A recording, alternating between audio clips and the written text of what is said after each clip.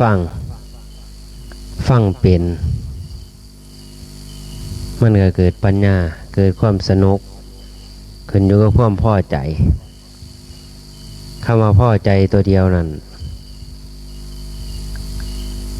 แม้นที่ฟังสิ่งใดมันก็ได้ดังใจเจ้าของสมความปรารถนาดังเช่นตัวอย่างคือพอใจในการฟังเพลงใดเพลงหนึ่งที่เขาร้องนักร้องขึ้นแม่นเฮาสิฟังในแผ่นเสียงเปิดเองเสียงใสชัดเจนกระมวลบานด้วยฟังอีกคือบางคนเขาฟังพอใจในเสียงนักร้องคนนี้มีพิทยุห่างๆเครื่องห่างๆขึ้นก็บ่ดีฟังเสียงดังแอบแบบกระมวลพอยังพอใจฟังพอใจในการฟังมันก็เลยดีขึ้นมาการสำเร็จในการฟังคือว่ามวลนั่นเอิ้นว่าการฟังว่าถึงโลกิยะการฟังเพลงฟังหมอหลองหมอลำต่างๆมันเสียงสีบ่ใสบ่สัดคือกันกับแผ่นประเทศไทย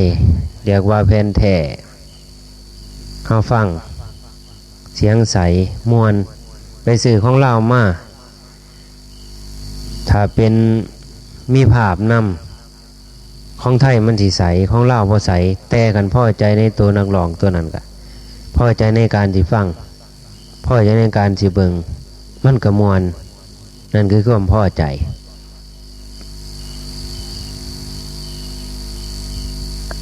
เบามาถึงการฟังธรรมถ้าพอใจฟังบ่ว่าอาจารย์องค์ใดเทศน์เสียงสินักสิเบาสิคอยสัตว์หรือว่าสัตว์ก็ตามเมื่อพอใจฟังแล้วมันก็ได้ปัญญามันก็เกิดเข้าใจในสิ่งนั้นเพราะเอาใจฟังเอาหูฟังหูนั่นฟังอยู่แต่ว่าเอาใจฟังแล้วมาใส่ใจบอกง่ายๆว่าใส่ใจในการฟังสัตว์เจนหรือว่าสัตว์ก็ตามพอจุดหมายนั้นคือเอาความหมายบ่แม่นเอาความไพเราะการฟังธรรมนั้นบ่ได้ฟังด้วยความไพเราะถ้าเราฟังด้วยความไพเราะเฮาบ่เกิดปัญญาแสดงว่าฟังบ่ดีฟังบ่เป็นมันจึงมีพุทธพจน์ที่ว่าโสสุดสังลภติปัญญังการฟังด้วยดีย่อมได้ปัญญาฟังอย่างไรฟังด้วยดีเพื่อฟังมุ่งตรงประเด็นไปสู่จุดหมายในการฟังผู้ที่เว้าผู้ที่กล่าวนั้นเพิ่นกล่าวเรื่องอันใดแล้วเพิ่นกล่าวเพื่ออันใดเฮาฟังบานเฮาก็ฟังเพื่ออันใดเฮาฟังเรื่องอันสิ่งนี้เฮาฟังเพื่อสิให้เกิดประโยชน์แก่เจ้าของหรือสิเพื่อสิเอาไปข่มบุคคลอื่นนั่นนี่คือความแตกต่างกันไปถ้าฟังเอาปัญญาก็คือว่าถ้าพอใจฟังใกล้ก็ดีไกลก็ดีม่วนก็ดีบ่ม่วนก็ดีคอยก็ดีแห้งก็ดีขันความพอใจสักอย่างเกิดขึ้นสิ่งนั้นก็สำเร็จคือเกิดปัญญาถ้าฟังธรรมก็ย่อมเป็นธรรมฟังเพลงก็ย่อมเป็นเพลงฟังเอาความม่วนก็ย่อมเพิดเถิดเทิงความม่วนนี่คือความแตกต่างการฟังธรรมก็ต้องจึงแยกออกไปหลายๆอย่างบางคนฟังเพื่อหยังฟังเพื่อสิเอาไปเว้าสู่หมู่ฟังเพื่อสิเอาไปข่มคนอื่นไว้เจ้าของหูจักจนมากมันเป็นแนวนั้นหลายแต่ว่าฟังเพื่อเสียมาปฏิบัติเจ้าของเพื่อให้เกิดความเข้าใจและปล่อยวางใจเจ้าของมันมีหน่อยเพราะเหตุนั้นจึงบ่เข้าใจเมื่อฟังไปก็เลยบ่เข้าใจมันก็เลย เฮ็ดบ่ถูกออกบ่ได้ฟังครูบาอาจารย์เทศก็เลยฟังองค์นี้มีแต่ว่าม่วนพอเฮาฟังเอาแค่ว่าม่วนเพราะหยังจิตเฮาบ่ทันพัฒนาจิตนั่นบ่ทันพัฒนาบ่ทันพอใจบ่ทันเกิดปัญญาในการสดับตาฟังยังบ่ทันได้นับเขาในพุทธพจน์ที่ว่าสูสุดสังลาภติปัญญังว่าถึงปุถุชนลองไปเปิดเทปให้เด็กหน่อยคนหนุ่มฟังชาวบ้านฟังพอจะเปิดเคยได้ยินเสียงเว้าจักสิเว้าเรื่องหยังนั้นเขาเบื่อพ่อแล้วเพราะหยังเพราะบ่พอใจสิฟังแต่กันพอใจสิฟังเป็นพระสำนาชีพามบ่ว่าน้อยบ่ว่าเฒ่าบ่ว่าแก่คืออาตมานี่ฟังตั้งแต่อายุ18 ปีเท่าเยียวนี่ก็บ่เบื่อพระพุทธเจ้าเพิ่นจึงว่าธรรมรสังสัพพรสังธรรมรโสชินาติรสแห่งพระสัทธรรมย่อมชนะเสียซึ่งรสทั้งหลายทั้งมวลอิ่มบ่เป็นแต่บ่ได้ฟังเอามวลฟังเอาปัญญาแล้วบ่หวังว่าสิไปคมคนใดแล้วก็บ่คิดว่าสิบ่ได้แต่ข้าวฟังบ่คิดว่าสิได้มาเว้าสู่ไผฟังอีกคือแต่ว่าใจเจ้าของนี่มันมีทุกข์เกิดมาจะต้องแก่เก็บตายถูกทรมานยามป่วยไข้บ่มีผู้ใดซอยเฮาเก็บผู้เดียวป่วยผู้เดียวถูกทรมานพี่น้องก็เพียงแต่มาดูแลเฮ็ดจังได๋เฮาสิหลุดออกจากสิ่งเหล่านี้ได้ความทุกข์ในจิตใจมีขึ้นมาเฮ็ดจังได๋เฮาสิเอาความทุกข์ออกจากใจเจ้าของได้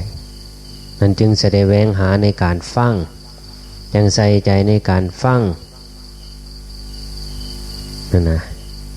ฟังหลายๆครูบาอาจารย์เพื่อสิจับเอาตัวนั้นมาใส่ในตัวนี้มาใส่ในพออาจารย์ทุกองค์นั้นกล่าวพุทธพจน์หัวใจของธรรมกถึกแม้นผู้ที่ไปบอกไปกล่าวอาตมาได้ศึกษาก่อนสิมาสู่ญาติโยมทั้งหลายฟังไปเว้าถึงหัวใจธรรมกถึกพระเจ้าก็เว้าถึง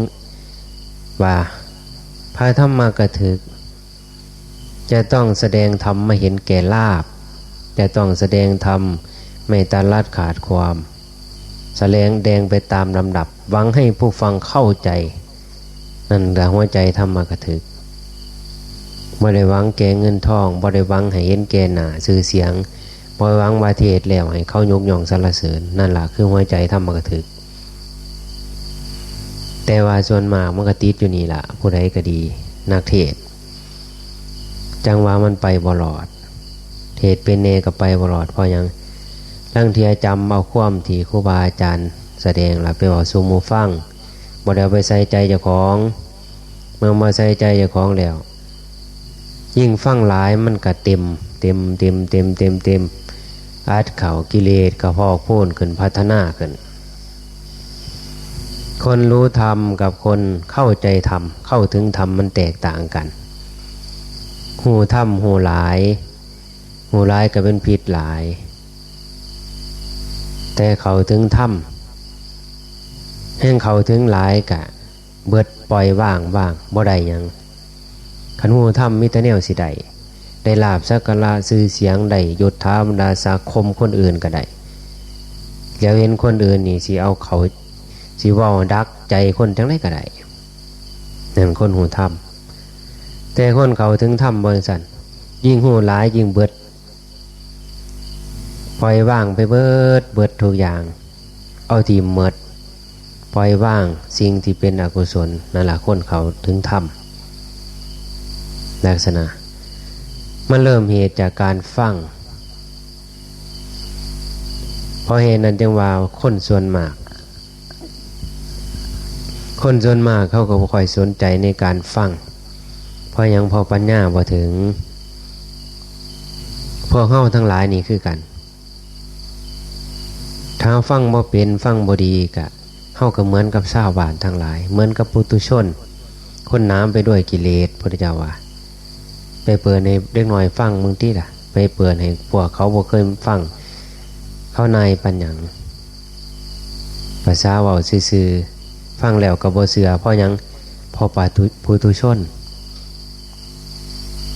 พอปุถุชนคือกันอุปมาคือกันกับเฮาเว้าเรื่องการเฮ็ดให้ใส่หน้าเรื่องล่ำเรื่องรวยไปเว้ากับเด็กน้อยไปเว้าเบิ่งกับเด็กน้อยกำลังม่วนนี่ม.1 ม.2 มันแกงหัวรวยๆมันนายซ้ำพอหยังพอมันบ่ทันเป็นผู้ใหญ่มันก็จะบ่อยากฟังอย่าสิเว้าคันว่าบอกไปเฮ็ดสิหางมีดีใดโอ้ยมันนายมีแต่มวนพอหยังพอมันเป็นเด็กน้อยพอมันบ่ทันเป็นผู้ใหญ่อันนี้เฮาคือการบ้านเฮาเป็นผู้ใหญ่หรือเด็กน้อยเป็นผู้ใหญ่แล้วว่าติ50 60ปีตัวนั้นก็นบในน้ำสมมติอย่าแต่มาว่ามาถึงผู้ใหญ่จิตใจเฮาพัฒนาเป็นผู้ใหญ่หรือไม่เฮายังเป็นเด็กน้อยอยู่บ่คันเป็นที่เรื่องน้อยเฮาก็มัวหลงอยู่ในสิ่งนั้นฟังบ่ได้ฟังไปแล้วมีแต่ขาดใจขาดกิเลสบ่ปล่อยบ่ว่างนั่นล่ะแสดงว่าเฮาบ่ทันเป็นผู้ใหญ่ใจเฮานั่นนะบ่ทันเป็นผู้ใหญ่ร่างกายนั้นมันเฒ่าไปตามสภาวะจิตมันก็ยังเป็นเด็กน้อยจิตนี่มันพัฒนาเป็นผู้ใหญ่เฒ่าแก่ชราเบิดนิพพานนี่คำนี้ไปแปลกมันใหญ่เป็นเฒ่าเป็นแล้วก็นิพพานอันนี้บ่ทันใหญ่จิตบ่ทันใหญ่ยังเป็นเด็กน้อยยังหลงมกหม่นอยู่ปล่อยว่างบ่ทันใดคันสิไปเว้าธรรมะก็โอ้ยคันเว้าให้หัวใครแน่เว้าขึ้นมีแต่หัวนั่นโอ้ยจะไม่ดีแห้งมวนเว้าแล้วไปเถียงกันให้โม่ให้พวกดันกันนั่นแล้วเด็กน้อยแต่เพื่อนกับเด็กน้อยมันเฮ็ดหยังนี่มันก็เถียงกันหัวเฮาเป็นผู้ใหญ่แล้วบ่ถ้าเฮาเป็นผู้ใหญ่เฮาไปเห็นเด็กน้อยเป็นเด็กน้อยผู้หนุ่มผู้สาวหัวสิอีกสาวอ้อยแต่เฮาเป็นผู้ใหญ่เฮาเลี้ยวเบิ่งมันบ่เป็นตาหัวพ่อเม็ดเพราะหยังพรเป็นของเด็กน้อยนี่เบิ่งเฮาเป็นผู้ใหญ่บ่นี่เว้าให้ฟังได้นี่คันว่าจังซี่ก็สิคือกันกับผู้ใหญ่เว้ากับเด็กน้อยคือตามาว่านี่ก็อกได้นี่เฮาต้องพัฒนาได้พอเฮาผ่านมาเบิดเสียตามาเว้านี่ก็ผ่านมาคือกันแต่เข้าเป็นบ่าวซ้ำหน่อย15 16ปีมันจิตใจมันบ่มีดอกความทุกข์ม่วนเมื่อตะลงจากเฮือนไปเห็นหมู่เห็นพวกม่วนยิ้มจนแก้มตีแขวแห้งก็แม่นม่วนเห็นหยังก็ม่วนไปเบิดบ่ทุกข์บ่ยากเพราะหยังเพราะมันยังเป็นเด็กน้อยหาแต่แนวสิมาใส่เจ้าของมีแต่2อย่างคือ1เฮ็ดจังได๋สิม่วน2กินเหล้ายาปลาปิ่งยังกินม่วนสูบยาเพื่อสิความเท่ความเก๋เฮ็ดต่างๆเฮ็ดนำโลกเขานิยมมวนเงินสิเสียหน่อยเสียหลายบ่คิดเสียดายปานใดดอกคันเบิดก็ไปขอพ่อขอแม่คันคนเคยขอแต่คันใหญ่ขึ้นมาละบาดมันเสียดายนั่นล่ะแสดงว่ามันใหญ่นะใหญ่ขึ้นมาเสียดายได้บาดคันที่ซื้อกินเบิดคือเห็นลูกขึ้นเห็นเมียคันสิเรียนหลายก็โอ้คันผู้ใดบ่ทันใหญ่เฒ่าตายซื่อๆบ่ใหญ่ก็บ่ฮู้เกิดเห็นลูกเห็นเมียบ่ฮู้เก็บแล้วธรรมคือการฟังธรรมเขาวาดเขามานานถึงกับเขาโอ้ยม่วนเริ่มแรกจะต้องม่วนเพราะฉะนั้นมันจึงมีการแสดงธรรมเป็นระดับหนึ่งทำนองสารพันยะนั่นละเริ่มต้นสิเขามาสู่ทางเริ่มสิเป็นผู้ใหญ่ใดจะต้องฟังซะก่อนนั้นฟังสารพันยะคืออย่างเทศแลเทศโบราณนั่นละเริ่มเป็นเด็กน้อยนั่นเฮาเริ่มสิเขาเน้นน้อยจริงนั่นบ่ฟังบัดเริ่มสิเขาวัดจริงๆกับไปฟังเรานี่ล่ะมวนน้อนั่นเป็นสันไดบานี้คันเฮาฟังต้นเข้าใจแล้วจิตมันพัฒนาเป็นผู้ใหญ่ขึ้นอีกมันบ่อยากฟังปานใดได้บาดมันพัฒนาเกินพุ่นอยากฟังเรื่องศีลได้บาด เฮ็ดจังได๋ศีลเป็นจังได๋ทานเป็นแนวใดศีลเป็นบาปบุญเป็นจังได๋อยากฟังเรื่องบาปเรื่องบุญนี่มันเป็นจังได๋นะเริ่มขึ้นใหญ่ขึ้นมาซ้ำนึงไปฟังเรื่องบาปเรื่องบุญแล้วเข้าใจเรื่องบาปเรื่องบุญยังบ่ทันลึกละเอียดมันอยากฟังขึ้นบีกเรื่องสมาธิเฮ็ดจังได๋จิตสงบนิ่งเยือกเย็นฟังแล้วเฮ็ดนำไปอีกมันใหญ่ขึ้นไปอีกขันไปว่าเรื่องสมาธิต่ำๆมันหูจักแล้วมันผ่านมาแล้วมันใหญ่ขึ้นมาก็ยังฟังเรื่องปรมัตถ์คือการปล่อยวาง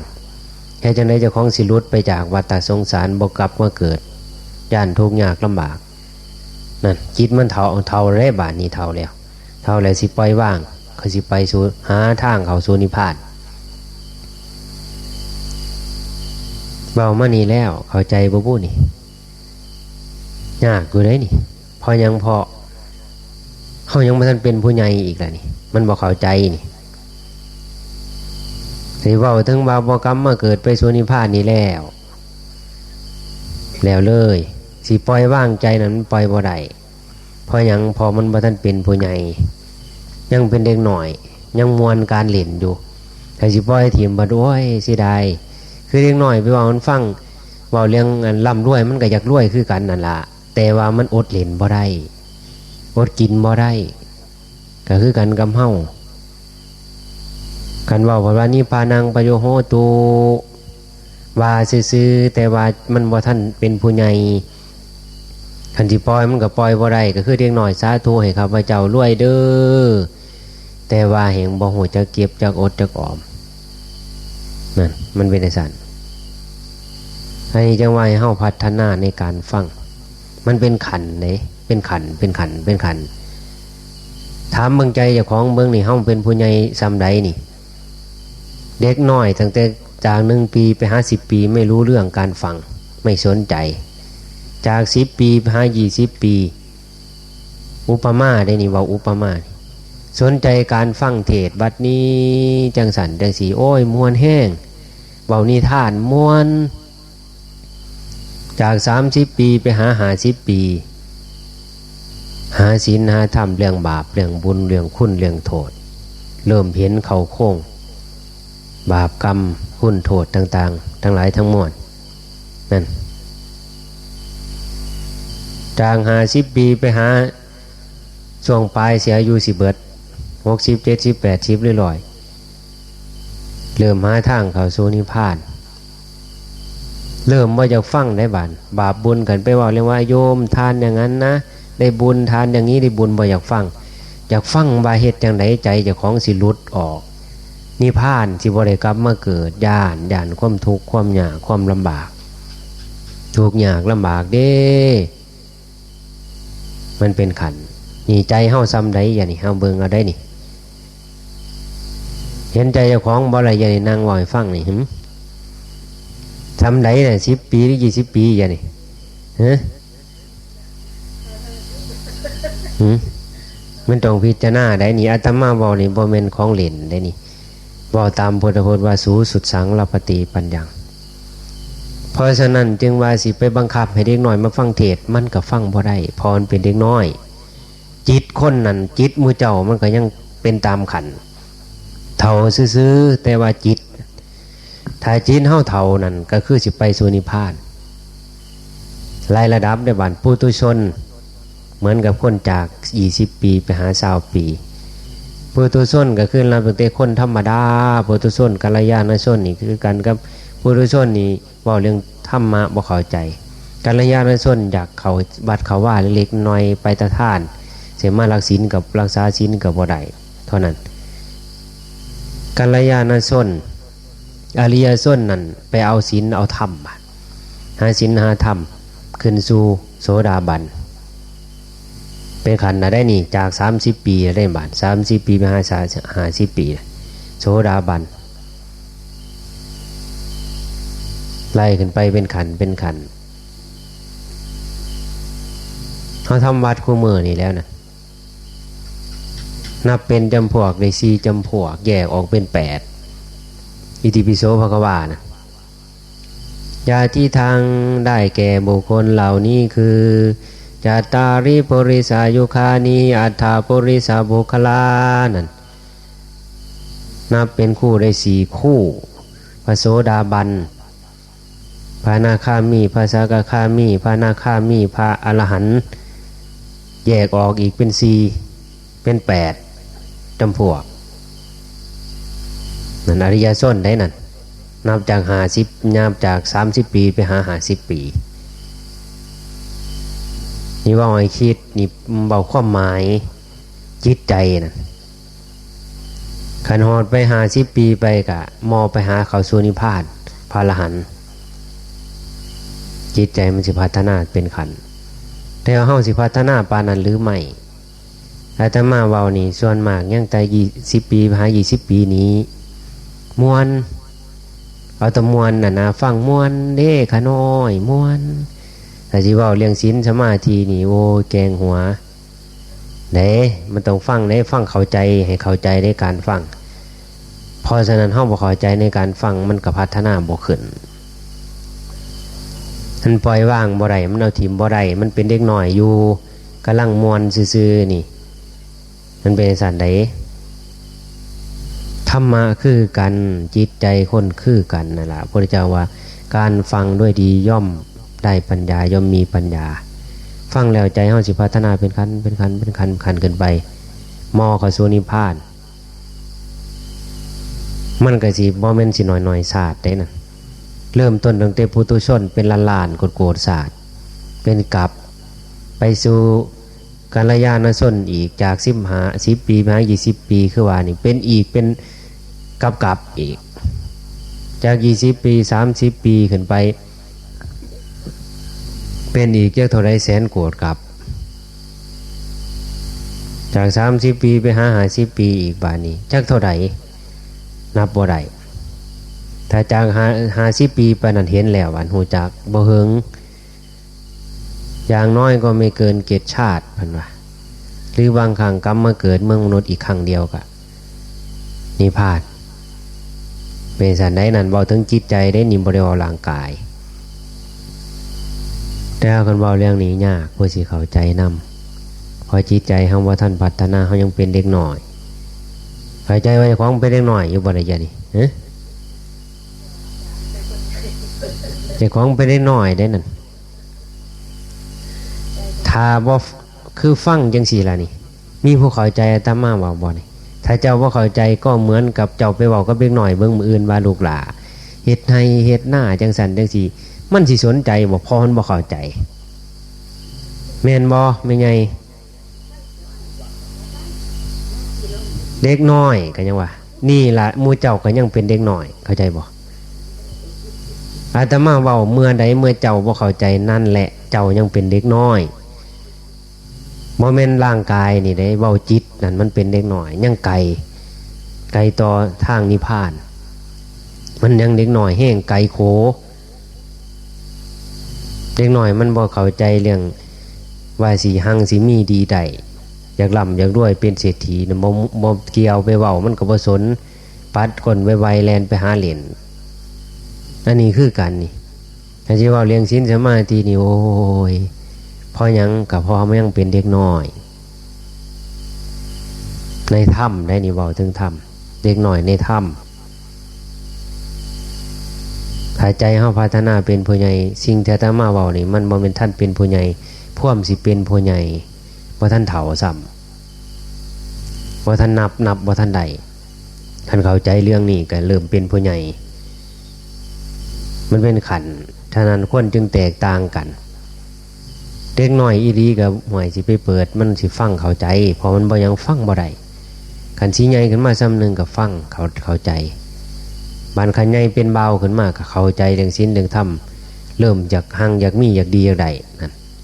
อันนี้เฮาคือกันใจเฮานะมันซ้ำใดนะจังว่ามันก็เลยแตกต่างขันเฮาเข้าใจในสิ่งนี้ก็พัฒนาจิตใจของเป็นขันฟังดีๆก็น้อมไปสู่ใจมันฟังเพื่อสิไปคมบุคคลอื่นมันฟังเพื่อสิไปเว้าสู่เพิ่นฟังอาตมาได้เข้าศึกษาพระไตรปิฎกก็ดีฟังครูบาอาจารย์เทศน์ก็บ่ได้คิดว่าเจ้าของสิมาเว้าสู่ไผฟัง บ่ได้คิดพ่อมิดศึกษาอ่านในเข้าข้างก่อนนั้นเพื่อหยังเพื่อสิเอาความทุกข์ออกจากใจพอเห็นความทุกข์มันเกิดอยู่ตลอดถ้าเห็นความทุกข์แล้วมันสิเห็นทางออกเริ่มเป็นผู้ใหญ่เด้เด็กน้อยมันบ่ทันเห็นความทุกข์มันขอเงินนำหมู่เจ้านะมันสิทุกข์ได้จังได๋วะมีแต่มวนเพราะมันบ่เห็นความทุกข์เฮาคือกันเฮาบ่เห็นความทุกข์เฮาก็ยังเป็นเด็กน้อยคันไปเว้าความทุกข์โอ้ยจักทุกข์ไสแล้วขะหน่อยถามเบิ่งแล้วนี่บ่ทันฮู้ฮอดความทุกข์บ่แม่นว่าดูทุกข์นี่ดูถูกอีหลีนั่นล่ะเบิ่งถูกนั่นนะบ่ดูผิดเบิ่งถูกบ่ทันฮู้ดอกความทุกข์คันฮู้ความทุกข์มันก็หาทางออกอันใดมันต้องมีทางเด็กน้อยคือกันฮู้ว่าเจ้าของสิทุกข์สิยากมันก็พาวหาจากทางอย่างมีดีใดตั้งใจศึกษาเราเรียนเท่านั้นแล้วเก็บเงินเก็บทองเขานั่นอันนี้คือกันฮู้ว่าทุกข์แล้วก็ตั้งใจศึกษาศีลสาธรรมเอาศีลธรรมมาใส่เก็บเสบียงทางสะสมที่ละบาทเก็บเงินก็คือกันเก็บคุณงามความดีบุญกุศลทานเก็บไว้ศีลเก็บเข้ามาภาวนาสมาธิเก็บนั่นได้เสบียงทางทันใดมันจังสีต่อไปหวานอายุกับแก่ขึ้นมาเรื่อยจิตใจมันก็พัฒนากับเป็นอายุแก่จิตแก่ขึ้นมาเรื่อยบานนี้ก็มันสิมีศีลมีทานภาวนานี่ส่งเสริมให้ไปเอาไปเป็นสิ่งที่ไปตัดสิปล่อยว่างโลกนี่ว่าให้ฟังโอ้ยจะมันว่าให้ฟังปันละเอียดปันบ่เข้าใจก็จักสิว่าได้แล้วเว้ากับเด็กหน่อยนี่ก็เว้ายากก็เว้ยโอ้ยจะเป็นปึกหายมันของง่ายๆเด้นี่ของไกลๆเฮาเนี่ยเพราะฉะนั้นอาตมาจึงว่าบ่ได้เกี่ยวแล้วว่าผู้ใดสิฟังหรือบ่ฟังก็สร้างคือธรรมะบางคนบอกว่าโอ้ยมีฟังบ่ขะน้อยเมตตาภะบางคนก็ดีโอ้ยมันบ่ค่อยมีผู้ฟังดอกอาจารย์พะล่ะบางคนเอาผู้ใหญ่กับเด็กน้อยเฮาสิไปบอกกับเด็กน้อยมันสิได้บ่คนเฮามันเป็นเด็กน้อยนี่มันหลายเป็นผู้ใหญ่ขึ้นมาซ้ำนึงกับส่วนหนึ่งเป็นพวกนึงนั่นไปเทศแลบางทีก็เครื่องบานเปื่อยก็มาฟังเลยนี่นั่นแสดงว่าจาก10 ปีไปหา20เริ่มสิเป็นผู้ใหญ่ต่อไปกันเขาอันใหญ่ขึ้นมาอีกระดับนึงเขาก็สิฟังอยากฟังเรื่องบาปเรื่องบุญเรื่องกุศลเรื่องโทษมันเป็นขันเด้ต่อขึ้นไปเขาใหญ่กันอีกเขาก็อยากนั่งสมาธิภาวนามันเป็นขันใหญ่บ่แม่นใหญ่ร่างกายเด้นี่เว้านี่ใหญ่คือจิตใจจักสิเกิดอีกจักล้านโกรธแสนกลับกว่าบ่จักมันเป็นสั่นใดเขาจังสิคิดออกมันจังสิพัฒนาความใหญ่ของจิตใจได้มันเป็นแนวนั้นเหตุนั้นจึงว่ามันมีผู้ฟังบังผู้หนึ่งผ่ฟังบ่มวนฟังเอามวนผู้หนึ่งฟังเพื่อสิเอาจิตใจของไอ้ผลไปอยากทุกข์ผู้หนึ่งฟังแล้วก็ไปนั่งกลุ่มนั่งสมาธิสิปล่อยว่างนั่นแสดงว่าเท่านั้นคันคิดกะอายุเริ่มแก่มาแล้วบานเริ่มสิหาจุดออกทางหาทางออกนั่งอยู่บ้านอยู่เฮือนภาวนานี่คือทางการภาวนาคือเอาใจออกให้รุดออกไปจากโลกปล่อยว่าง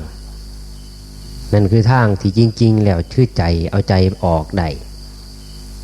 ถ้าเอาใจออกบ่ได้มันก็ของอยู่ก็คือเด็กหน่อยกับหูจักอยู่รวมด้วย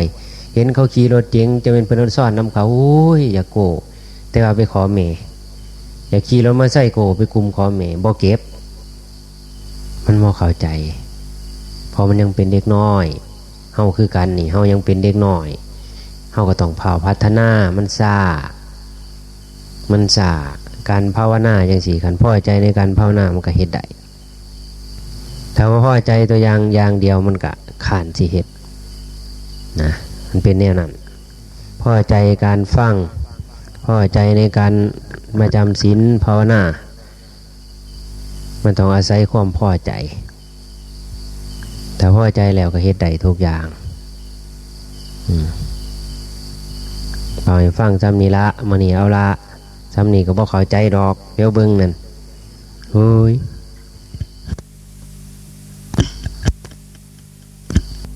ภิกษุทั้งหลายเธอจงเจริญสมาธิเถิดเมื่อเธอเจริญสมาธิอยู่ จิตใจจะตั้งมั่นเธอจะรู้เห็นตามความเป็นจริงแล้วก็ว่าเธอจงเจริญกายคตาคติอยู่เถิดจะพ้นบ่วงแห่งมารภิกษุผู้ไม่เจริญกายคติอยู่มารย่อมได้ช่องย่อมเป็นทาสของมารดึงไปตามอำนาจเพราะฉะนั้นเหตุนี้จึงว่าเฮาควรเจริญสมาธิหลายๆนั่นคือทางพระพุทธเจ้าว่าเมื่อสมาธิตั้งมั่นอยู่มารย่อมไม่ได้ช่องไม่ได้โอกาสจะรู้เห็นตามความเป็นจริงรู้เห็นอย่างตามความเป็นจริงความเป็นจริงของสังขารของโลกอันเกิดขึ้นมาทุกคนก็เห็นอยู่แต่ว่ามันบ่เห็นเคยเห็นแต่ตาแต่ว่าปัญญาบ่เห็นฉะนั้นพระเจ้าจึงบอกว่าบุคคลไม่เจริญกายคตาสติมารย่อมได้ช่องได้โอกาสย่อมเป็นทาสแห่งมารย่อมอยู่ในบ่วงแห่งมารกายคตาสติก็คือร่างกายอันนี้ถ้าเราบ่เห็นตามความเป็นจริงแล้วเราก็สิหลงอยู่ในอำนาจของมารพระพุทธเจ้าว่าเพราะเหตุว่าเราบ่เห็นโดยปัญญาเห็นอยู่ตาแล้วเห็นความเสื่อมของสังขารร่างกายเฒ่าแก่ชราภัยอันเกิดขึ้นแก่ร่างกายคือหนึ่งความเฒ่าความเจ็บความไข้ความป่วยมรณะภัยเข้ามาสู่กายนี้จะต้องแตกสลายทำลายไปโดยธรรมศาสตร์เพราะมันเกิดขึ้นมาโดยธรรมศาสตร์มันก็สิขึ้นกลับไปสู่ธรรมศาสตร์เราก็เห็นกันโดยตาเห็นคนอื่นบ้างเห็นเจ้าของบ้างความเสื่อมของสังขารในร่างกายเกศาผมงอกบอกว่าเราเฒ่าเราแก่ฟันโยกฟันคอนลดหลวงไปหน้าเหี่ยวเล็บตีนเล็บมือเปลี่ยนแปลงไปเห็นแต่ว่าเฮาบ่เห็นโดยปัญญาเมื่อบ่เห็นโดยปัญญาเฮาก็เลยอยู่ในอำนาจของมารหยังมารก็คือสิ่งที่นำไปสู่ความชั่วความกั้นกิเลสเรียกว่ามารนั่นกิเลสมารความกั้นสิ่งที่กั้นคุณงามความดีบ่ให้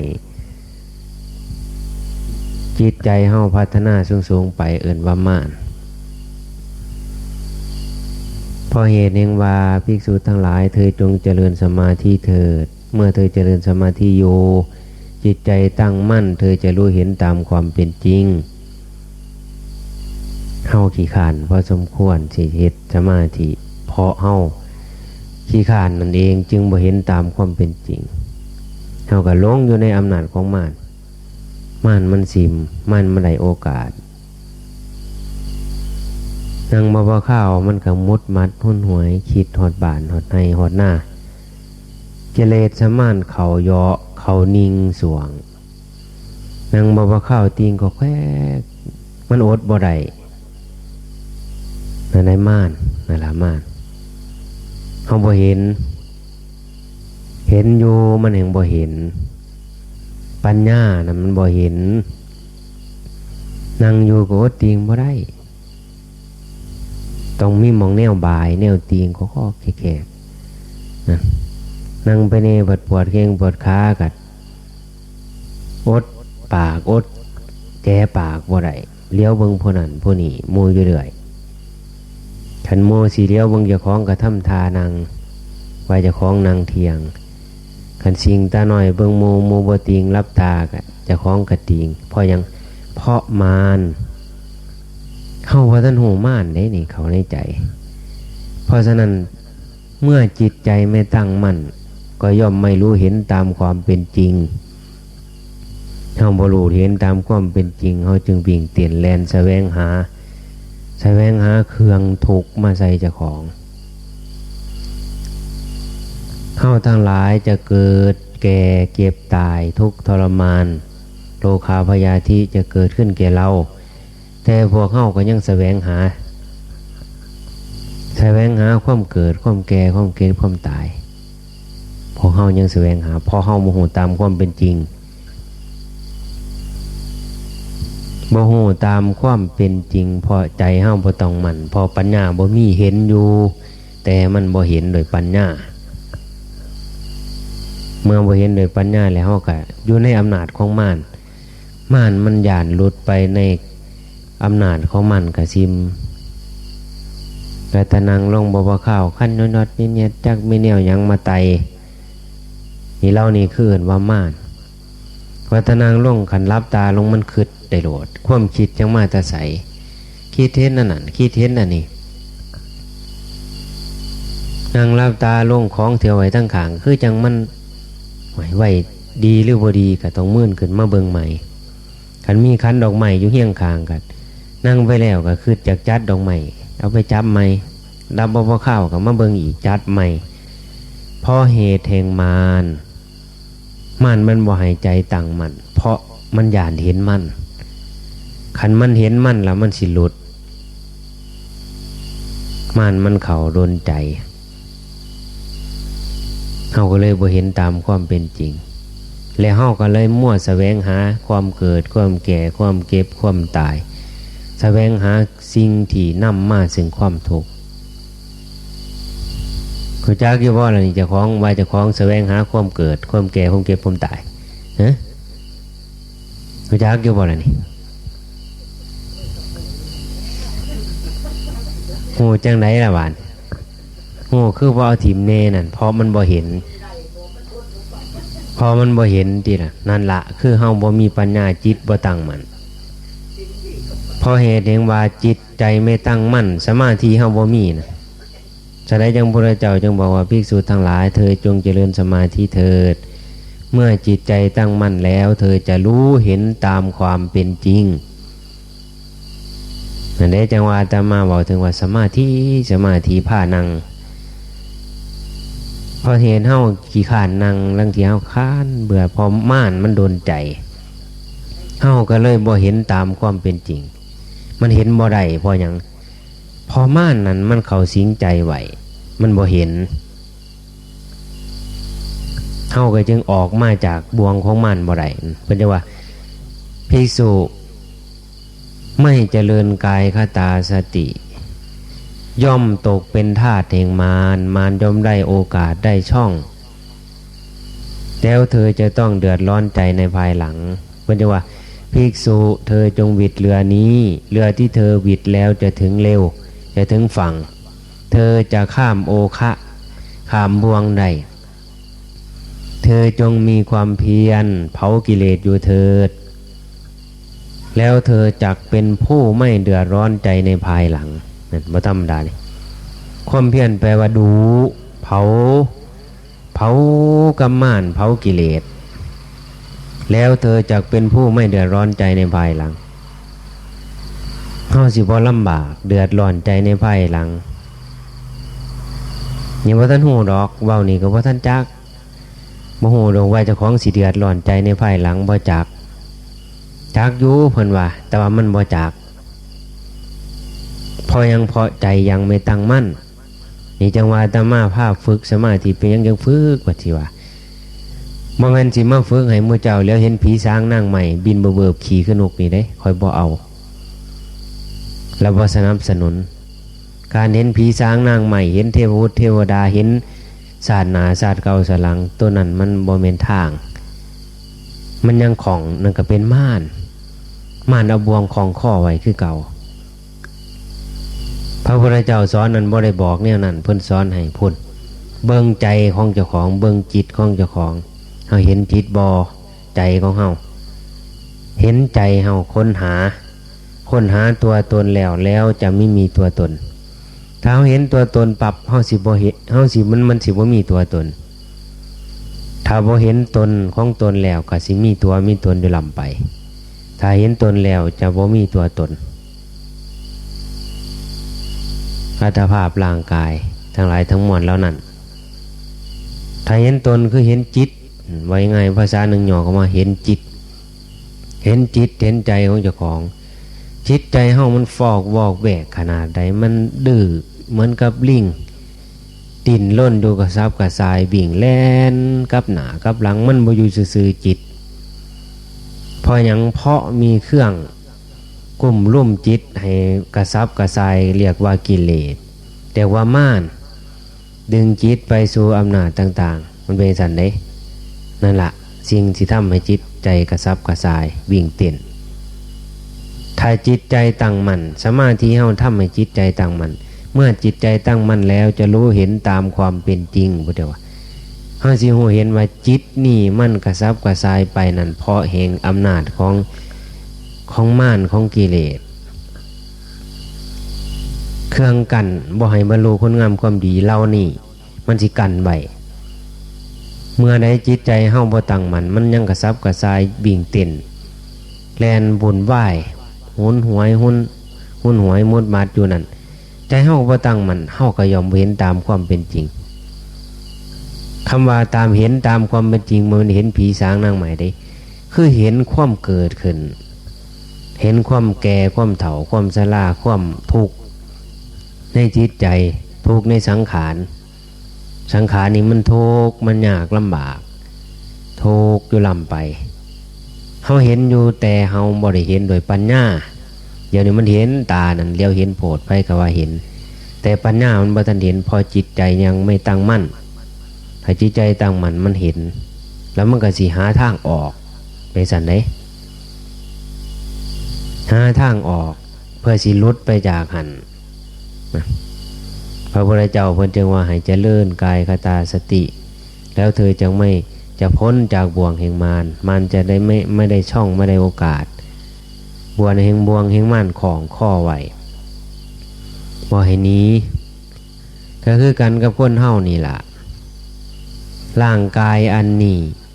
มันอยู่ดีมีแห้งนี่95%คนอยู่ดีมีแห้งมันจะมีเวลาไข้ป่วยอยู่แค่5%เท่านั้นคันไรบ่มีผู้ใดป่วยอยู่ตลอดเด้คันเปรียบความป่วยไข้กับความอยู่ดีมีแห้งความอยู่ดีมีแห้งนั้นหลายกว่าแต่บาดนี้เมื่อความอยู่ดีมีแห้งเขาปั๊บความสุขเกิดขึ้นในปัจจุบันสุขพอมีทรัพย์สุขพอมีเงินคำกำแก้วสุขพอบ่เก็บไข้ได้ป่วยสุขในปัจจุบันสุขพอมียศถาบรรดาศักดิ์มีทรัพย์สมบัติมีลูกเต่าความสุขนี่เกิดขึ้นเมื่อความสุขนี่เกิดขึ้นแล้วบาดเฮาหลงยังม่านได้ซองได้โอกาสอีกไปคล้องมันบ่เห็นเด้มันเห็นอยู่แต่มันบ่เห็นบัดพูนบัดสิเห็นเป็นไหนเมื่อมารได้ซองได้โอกาสกลมลุ่มบ่ายบรุษมาบัดสังขารมันเกิดความจริงปรากฏขึ้นความชราคืบคลานเข้ามาพยาธิความไข่ป่วยขึ้นมาแต่ป่วยขึ้นมาบาดนี้นั่นได้จังเห็นบาดจังสิคือเห็นจังหน่อยขึ้นมาอีกบาดโอ้ยเก็บไข่ได้ป่วยคันเก็บไข่ได้ป่วยคือหอดวัดว่าอารามหอดชิ้นหอดท่านคันอยู่ดีไม่แห้งข่อยสิไปมันกราบมือละ10 เที่ยผลได้บาดความคิดขึ้นคิดจ่อยเขาเราได้บาดนั่นเพราะเป็นยังเพาะไพ่เขามาสู่แล้วจึงคืดออกพระพุทธเจ้าเพิ่นจึงบอกว่าเมื่อไม่เจริญกายคตาสติอยู่เมื่อมารได้ช่องได้โอกาสแล้วเธอจะเป็นผู้เดือดร้อนใจในภายหลังนั่นเดือดร้อนบาดนั่นคือความเดือดร้อนปรากฏขึ้นดิ้นรนกระซับกระส่ายวิ่งเต้นที่แสวงหาทางออกแต่มันก็พอกายสังขารมันเป็นจังซั่นตามธรรมศาสตร์ของมันพระเจ้าเพิ่นจึงบอกว่ามีเกิดมีแก่มีเก็บมีตายนั่นธรรมศาสตร์แต่เฮาก็ว่าธรรมศาสตร์อยู่แต่ใจปัญญาเฮาบ่ถึงพอจิตใจเฮาบ่ตั้งมั่นจิตใจเฮากระซับกระส่ายเมื่อมันเกิดขึ้นมากับเจ้าของประสบขึ้นมาจังคิดวิ่งเต้นสิแสวงหามันก็ยากสิออกไปจากมันได้ฉะนั้นพระเจ้าเพิ่นว่าเมื่อมีกำลังแข็งแรงอยู่หาแห้งยังมี จงเป็นผู้ไม่ประมาทภิกษุทั้งหลายเธอทั้งหลายจงเป็นผู้ไม่ประมาทอยู่เถิดจงเป็นผู้มีสติมีสัมปชัญญะอยู่เจริญสมาธิหาประมาณมิได้มันคือทางสิออกไปหาจุดนั้นใดนั่นคือมีสติมีสัมปชัญญะมีปัญญาทำให้มากซึ่งสมาธิให้เกิดขึ้นปัญญาเห็นรู้เห็นตามความเป็นจริงแล้วมันก็สิชำแรกลุดออกไปได้อย่างนั้นนะนั่นตัวมันสิเกิดขึ้นได้แต่ขันเฮามีสติบ่ดีมีสัมปชัญญะบ่ดีจิตใจบ่ตั้งมั่นมันก็ลุดออกไปบ่ได้มันก็ยังอยู่ของอยู่ในวัฏฏะสงสารของอยู่ในร่างกายอันนี้เฮาก็แสวงหาความเกิดความแก่ความเก็บความตายลำไปนี่บอกให้ฟังนี่คือธรรมะผู้ใหญ่เป่าตอเมื่อวานนี่ได้นี่เมื่อวานนี่ถามบาโสสุสังรัฐปฏิปัญญังเจ้าใหญ่หรือเจ้าเด็กน้อยเจ้าเฒ่าบันไดเดียวนี่คือธรรมะผู้ใหญ่ได้นี่พระธรรมะเว้านี่คือธรรมะผู้ใหญ่ธรรมะเด็กน้อยเว้ามาให้ฟังปีหนึ่งปีนี้ก็ยับขึ้นมาธรรมะผู้ใหญ่ขึ้นระดับหนึ่งเฮาสิใหญ่ละบ่เฮาใหญ่เข้าใจหรือยังนี่แต่ว่าเข้าใจก็ยังบ่ายังเฮายังบ่ทันใหญ่ที่ว่าเจ้าของใหญ่บ่แม่นใดเฮายังเด็กน้อยคันบ่เข้าใจ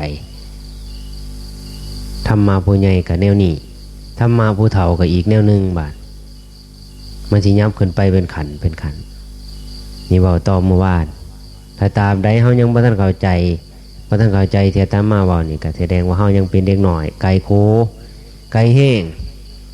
เฮายังสิท่องเที่ยวในวัฏสงสารนี่เหิงที่อยู่ในหนังสือนั่นล่ะเว้าสู่ฟังนี่ก็ไปเปิดเบิ่งอยู่ในหนังสือนั่นล่ะพระพุทธเจ้าเว้าเป็นขันขึ้นไปเรื่อยๆตามขันจังว่าพาทำวัดน้ำมือแรงวันศีลทำแปรนั่นจะให้สำเนียกอยู่ตลอดคิดอยู่ตลอดพิจารณาอยู่ตลอดแต่เฮาก็เว้าอยู่ซื่อๆนั่นล่ะเฮาก็เว้าแต่เฮาบ่เห็นพอใจมันบ่ตั้งมันก็ยังว่าเห็นทั้งเห็นว่าอายุนี่น้อยนักเดี๋ยวนี้บ่ว่าจะอายุหน่อยดอกหาบสติคันว่าเจ้าของอายุหน่อยเพิ่นดีใจว่าเพิ่นเกินมาได้80ปีแทนที่เพิ่นสิเสียใจว่าเพิ่นเสียชีวิตตายไปแล้ว80ปีบ่ทันคิดเด้เพิ่นดีใจว่ากูนี่ละเกิดก่อนหมู่เพิ่นว่าแท้ๆเพิ่นนั้นเหลืออายุอยู่ในหน่อยปีฉะนั้นในพระธรรมวินัยพระพุทธเจ้าจึงเอื้อนผู้เกิดก่อนอายุผ่านมาไว้เรียกว่าพันเตผู้ยังมีอายุหน่อยๆนี่เอื้อนว่าอาวุโสแต่ในโลกกลับกันบ่านี่เอื้อนผู้อายุหลายกว่านั้นว่าอาวุโสเอื้อนผู้อายุหน่อยเอื้อนว่าพันเตมันกลับกันพระพุทธเจ้าเพิ่นเว้าแนวนั้นก็พอชีวิตยังน้อยๆยังเหลือน้อยๆบ่ฮู้ซ้ำว่ามื้อใดซ้ำนะมันเบิดไปนั่นจังว่าอยู่ในหนังสือพาทำวัดให้สำเนียกเมื่อสำเนียกแล้วจงเป็นผู้ไม่ประมาทเด้สำเนียกซื่อๆว่าโอ้ยแม่นอยู่แล้วก็น้อยมันสิประโยชน์หยังล่ะแม่นอยู่แล้วนี่แล้วโบราณคำหนึ่งว่าอีหยังล่ะอาตมาได้ฟังครูบาอาจารย์เพิ่นเทศเรื่องอาจารย์สมโพธิภพเพิ่นเทศเบาถึงเรื่องนั่นคำโบราณอินทิญาณสอนลูกมุกประแดกตั้งโจโกสั่งมาจำเตตองเพิ่นว่านะมุกประแดกตั้งโจโกสั่งมาจำเตตองเห็นทั้งที่หูทั้งที่เห็นทั้งที่ได้ยินหูได้ยินทั้งเอาสองหูฟังตาสองหน่วยเบิ้งปากอีกเว้าแบะอยู่ยังบ่เอา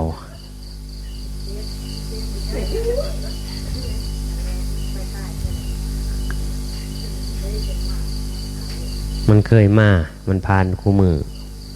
มันผ่านดึกๆมันสิแล่นผ่านหนีอยู่ตลอดบ่ได้เลี้ยงบ่ได้เอาเขาให้มันกินแต่ว่านั่นคือธรรมศาสตร์ไม่ใช่นี่คือธรรมศาสตร์อาหังสุหิโตโฮมิอเวเลโฮมิมันก็บ่ได้เฮ็ดไผมันแล่นไปตามทางของมันได้น่ะท ทางของมันอาตมาก็บ่ได้ไปเบียดเบียนมันเพราะทางอาตมาไปเดินสมมติคือไปบิณฑบาตนั่นคือทางบิณฑบาตอาตมานี่ก็ทางยางมันมาประจำได้นี่แล้วมือมันก็ลัดจากนี้ไปหันเห็นอยู่ตลอดเดินจงกรมโยงมือก็ไต่งบมามันก็บ่ได้เกี่ยวมันบ่สนมันก็แล่นตามก็ยุดให้มันแล่นผ่านไปมันก็ผ่านไปมันก็บ่สนนั่นเบิ่งมันบ่ได้เกี่ยวเด่นมันเคยแล่นมันก็แล่นผ่านนั่นคือธรรมศาสตร์คือกันกรรมของเขานั่นเขาก็ห้างกินตามเรื่องชีวิตเขาสืบไปหอดมือตายเขาบ่หูศีลหูธรรมคือเฮาได้เขาบ่ได้หูเสยหยุ่นแต่เฮานั้นพอหูศีลหูธรรมนี่เฮาก็ต้องรีบค่อยขวาหาอย่าเป็นผู้ประมาทเพิ่นว่าหูอยู่เมื่อหูแล้วก็ต้องลงมือศึกษาพิจารณาปล่อยว่างพยายามปล่อยว่างตัดออกจิตใจเจ้าของนั้นรักษาใจให้จิตใจตั้งมั่นพิจารณาให้หูเห็นตามความเป็นจริงในโลกเฮาสิบ่ติดอยู่ในโลกเว้านี่มันเว้าง่ายอยู่ทางเว้านี่เว้าง่ายแต่ว่าเฮ็ดมันยากแห้งมุกประแดกตั้งโจโกสังมาจำเตตองก็เห็นคือว่านี่เห็นอยู่นี่ผ้าว่าคู่มือบัดสิจำบัดไปจำตองพุ่นเบสันได้บ่จำได้หอมุกในมุกกันแนวสิแสบสินัวนั่นคือคำโบราณเพิ่นว่าทั้งที่เห็นอยู่หูอยู่เห็นอยู่แต่ว่ามันบ่มีปัญญาเขาไปรู้เขาไปเท่าท่านโพนปัญญาลำบากสังขารร่างกายสิแตกเลยจังคืดพ่อบาดจังคืดเสียดายลังคนเบนบอกมันก็คือเด็กหน่อยก็ผู้ใหญ่คือตามาเบาพอหยังฉันเบาทำมาเนี่ยนี่บ่มีผู้เข้าใจง่ายดอกหูจักเข้าใจอยู่แต่มันบ่เข้าใจคำว่าเข้าใจนั้นมันแตกต่างมันเข้าบ่ถึงพอเฮาบ่ท่านเป็นผู้ใหญ่ยังเป็นเด็กหน่อยเฮายังเป็นเด็กน้อยจิตเฮานั้นเป็นเด็กน้อยยังมวนน้ำโดกน้ำหลาน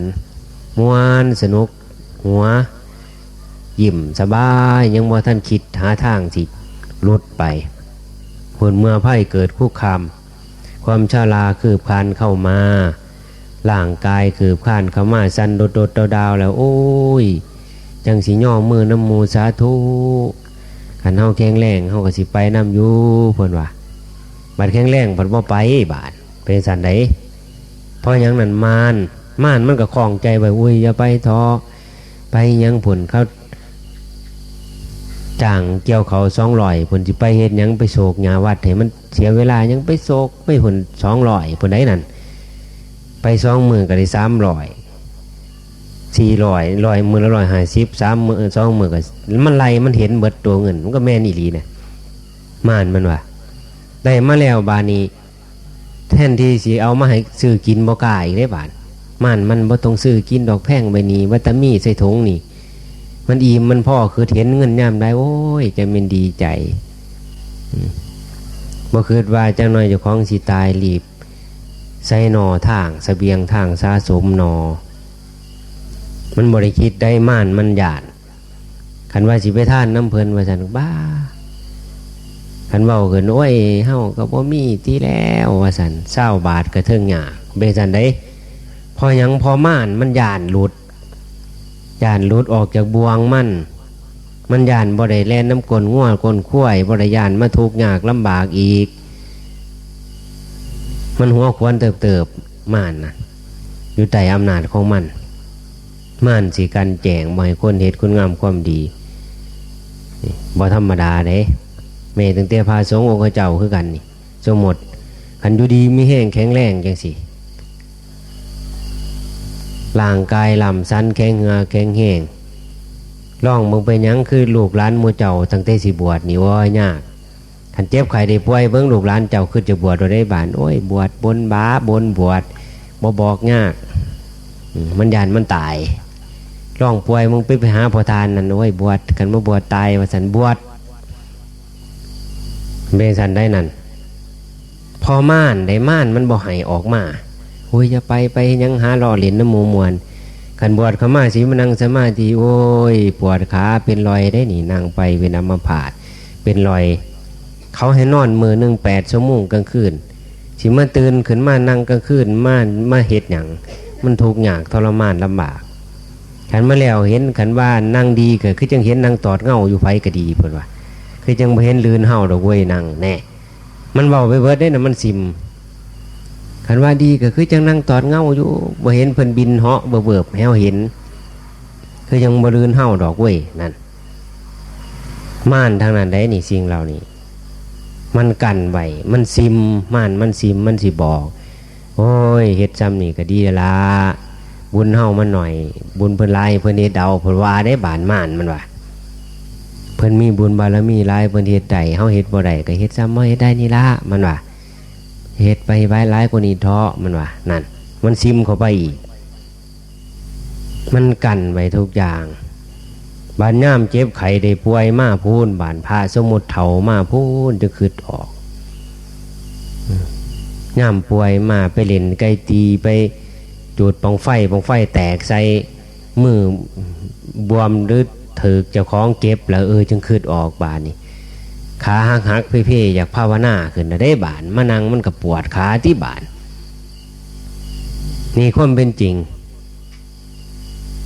เป็นเว้านี่บ่ได้เว้าใส่ผู้ใดได้มันว่าใส่ไปอาตมาเห็นมันเป็นจังซั่นคันอยู่ดีไม่แห้งบ่มีผู้อยากภาวนาปานใดดอกคันยังนมยังเน่นนั่นยากพระฉะนั้นพระเจ้าจึงว่าเพิ่นจึงบอกว่าสิ่งที่หาได้ยากศรัทธาในการบวชมีศรัทธาในการมาบวชมีศรัทธาในการมาจำศีลนี่ไม่ออกยากคือไดเมื่อบวชแล้วมีศรัทธาในการมาฝึกฝนอบรมจิตใจฝึกสมาธิภาวนากรรมฐานยากมันว่าเมื่อมาจำศีลแล้วศรัทธาในการนั่งสมาธิภาวนายากเพิ่นว่าได้นี่สิ่งที่ยากนอกจากนั้นเพิ่นว่าเมื่อบวชแล้วมีศรัทธาที่จะบวชอยู่นานๆยากเมื่อมาจำศีลแล้วมีศรัทธาที่จะอยู่นานๆยากเพิ่นว่าบ่ยากสำหรับผู้ง่ายแม่นอยู่ดอกคือมือเจ้าโอ้ยขะน้อยบ่ยากอันนี้เว้านี่เพิ่นเว้าส่วนร่วมคนเบิดหลายๆเพิ่นเว้าคนส่วนมากบ่เว้าผู้เดียวคนส่วนมากก็คือเฮาเห็นจังสิเบิดบ้านเบิดเมืองเอาเบิ่งมันเปื่อยมีผู้บวชผู้เดียวขอรอในเบิ่งที่นี่ผู้อยู่ได้ม่วนนั้นบวชนับนิ้วมือจังสิจะแม่นมันขานคันเว้าว่าโอ้ยผมมันยากมีภาระสิออกไปหารอเหรียญคือเก่านี่เบสันได้มันมีสาเหตุนี่คือกันมาจำศีลคือกันมาภาวนาจำศีลมีศรัทธาจำศีลภาวนามันยากเป็นสิ่งที่ยากสิ่งเหล่านี้เพราะยังพอมันท่วนกระแสของจิตใจท่วนกระแสของกิเลสของม่านมันสิขาดขวางอยู่ตลอดถ้าบวชเข้ามาก็สินั่งสมาธินี้บางคนพ่อแม่โอ้ยบวชให้แน่หักพ่อหักแม่ก็อดสาบวชคันว่าให้เจริญสมาธิโอ้ยมันเบิดสมัยพระอรหันต์นั่นล่ะคันว่านั่งสมาธิผลกรรมฐานใหญ่ตัวผลว่าสันเห็นมาเห็นบ่ลืนเฮาปานใดนะเลี้ยวเบิ่งคือจังบ่ลืนกันปานใดปะว่ากรรมฐานใหญ่ปะว่าหาลายสิติไผบาดหาลายเสียวกรรมใส่เจ้าของเป็นซั่นเด้เห็นผู้อื่นเฮ็ดเจ้าของเฮ็ดบ่ได้ก็หาลายสิติสิเว้ามันเป็นกรรมเฮ็ดข้อๆแค่ให้เขาเกิดความเบื่อหน่ายอีกลางคนนั่นบ่ธรรมดาเด้จึงในคำโบราณคำหนึ่งจึงว่าบ่พ่ายเหื่อยังเอาตีนท่วนน้ำเอาตีนลงจุ่มน้ำผู้พ่ายเกือบตายมานโมอยู่บวชนโมอยู่มาจำศีลนโมอยู่แต่บ่ได้ตั้งใจเฮ็ดนะเฮ็ดขอแขกพ่อโมรำคาญซื่อๆจังซี่นะเพราะยังเฮานั่นมันบ่ทันเห็นด้วยปัญญาว่าโลกนี้มันเกิดมาวุ่นวายมันทุกข์ยากลำบากเกิดมาลำไปก็ทุกข์ลำไป